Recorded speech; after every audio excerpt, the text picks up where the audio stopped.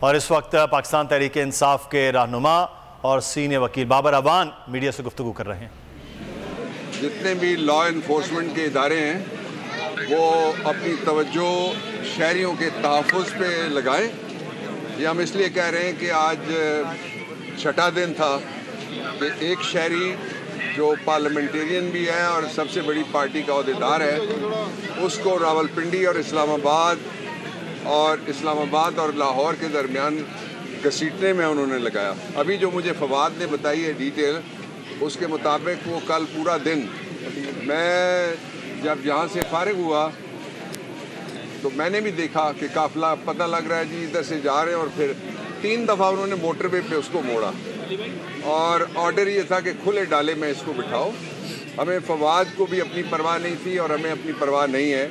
لیکن پولیس کے وہ نوجوان بچے جو کسی کے بیٹے ہیں، کسی کے بھائی ہیں اور کسی کے رزق کا ذریعہ ہیں، ان کو فواد کے ساتھ اور پاکستان تحریک انصاف کی آزادی موومنٹ کے ساتھ انہوں نے سزا دی ہے۔ میں اس کی شدید مذمت کرتا ہوں جو رویہ اختیار کیا گیا ہے، اور میں اس بات کی بھی مذمت کرتا ہوں، ہم نے بڑی ریسٹرینٹ شو کی ہے۔ آج میں نے کتاب کھول کے جج صاحب کو دکھائی اور ان کو میں نے بتایا کہ 228 ایک دفعہ ہے تعزیرات پاکستان کی، جس میں لکھا ہوا ہے کہ عدالت کا حکم اگر کوئی نہیں مانے گا on face of the court contempt اس کو سمجھا جائے گا، اور سمری پروسیڈنگ اسی وقت اس کو سزا ہو سکتی ہے۔ تو پھر میں نے ان کو بتایا، میں نے کہا کہ یہ جو قانون ہے توہین عدالت کا، یہ زیادہ تر وکیلوں کے خلاف استعمال ہوتا ہے، اور جو توہین ریاست کا قانون ہے وہ زیادہ تر پاکستان تحریک انصاف کے خلاف استعمال ہوتا ہے۔ تو اس لیے میں نے کہا کہ ان دونوں قوانین کے لیے یہ والا جو میرا پین ہے جس سے میں وکالت کرتا ہوں اس کا رنگ مختلف ہے، میں نے کہا ان کالے قوانین کے لیے میں نے کالا پین رکھا ہوا ہے۔ تو جج صاحب نے کہا کہ یہ شرم کرو یا کرو، شرم کرو یا کرو۔ میں نے ان سے درخواست یہ کی تھی کہ آپ بیل بانڈ لیں، 91 ایک پروویژن ہے اس میں، فواد کو رہا کریں، لیکن میں ساتھ یہ بتانا چاہتا ہوں کہ ہم نے کوئی لیگل آپشن اور کوئی لیگل راستہ ہم نے چھوڑا نہیں ہے، اور کل ہم نے جو بیل لگائی ہوئی ہے فواد کی، وہ کل اس کی تاریخ ہے، یہیں پہ ایک سیشن جج صاحب ہیں ان کے پاس، وہ صبح کے وقت میں انشاءاللہ لگے گی، اور مجھے امید ہے کہ وہ درخواست ضمانت بڑی وزندار ہے اور اس میں اچھے نتائج کی ہمیں امید ہے۔ تیسرا جو پہلو ہے اس کا وہ یہ ہے کہ میں جیلم والوں کو سب سے پہلے، اور پھر اسلام آباد والوں کو بھی، اور اٹک والوں کو بھی، اور سب کو جنہوں نے 5-6 دن جس سالیڈیرٹی کا فواد کے ساتھ اور پی ٹی آئی کے ساتھ اظہار کیا ہے،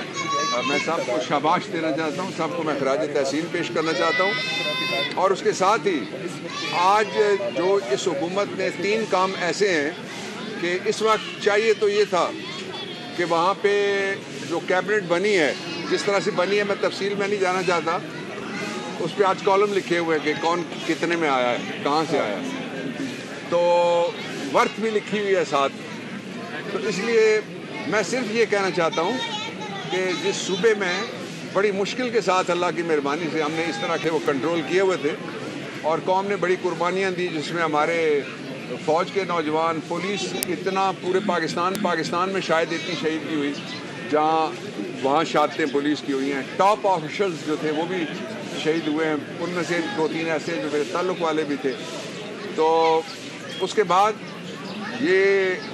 اس طرح سے کھیل رہے ہیں الیکشن نہ کراؤ، شرم آنی چاہیے وہاں گورنر کو، آج چلو بار پانی بھیجیں سارے پشاور کے لوگ کہ وہ اس میں ڈوب مرے، کہ وہ اس بات پہ لگا ہوا تھا کہ میں الیکشن نہیں کرا سکتا اور نہیں کراؤں گا۔ وہ تو کرانے پڑیں گے الیکشن، تم جو مرضی کر لو تمہیں کرانے پڑیں گے، 90 دن کے اندر الیکشن ہوں گے، آئین کا ڈکٹیٹ ہے۔ وہ 2 مثالیں دے رہے ہیں، ایک مثال وہ کہتے ہیں کہ 1988 میں الیکشن میں ڈیلے ہو گیا تھا، اور بھائی 1988 میں آئین تھا ہی نہیں، مارشل لاء تھا۔ اور دوسرا تھا ایک سوال وہ بھی اٹھا رہے ہیں، وہ کہتے ہیں جی کہ جب بی بی کی شہادت ہوئی